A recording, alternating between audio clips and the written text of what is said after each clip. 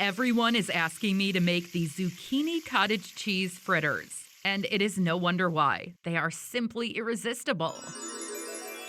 Mix 1 cup of cottage cheese with 2 cups of grated zucchini and a 1/3 cup of grated pecorino cheese.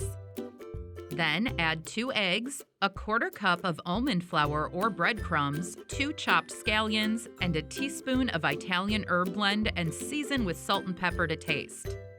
Then give all the ingredients a good mix and form the mixture into patties and cook in a skillet on medium heat with 1 to 2 tablespoons of olive oil, about 4 minutes on each side until golden brown.